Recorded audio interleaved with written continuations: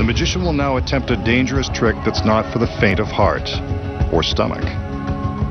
If you have an aversion to the sight of scary tricks, now's the time to look away. Or watch, if you dare. He's about to give himself a trendy body piercing the hard way. By the way, don't try this one at home. With his sleeve rolled up, the magician takes a long, stainless steel needle and jams it through his forearm. It's slow going, but he forces it through the flesh and muscle. I told you this was going to be upsetting, and it's about to get even gorier. The magician begins to withdraw the needle, and sure enough, he lets loose a small gusher of blood. I keep reminding myself that this is just a trick. He'd better pull it out before he gets weak in the knees. I know I am. There it is. He's a braver man than I, and I keep reminding myself that it's just an illusion.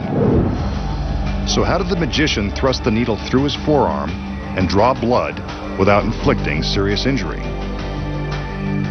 Rest assured, this is just an illusion, and the blood is all part of the gag. The secret is in this ordinary bottle of rubber cement. Before the trick begins, the magician takes a healthy dose of the clear cement and applies it to his forearm. He's careful to get complete coverage on his skin. When the cement dries, it will be impossible to detect. Now when the magician appears to plunge the needle into his arm, he's merely pressing it against his skin. He struggles a bit to make the illusion more convincing. Once the needle appears to be completely inserted into his arm, he pinches his skin around the steel.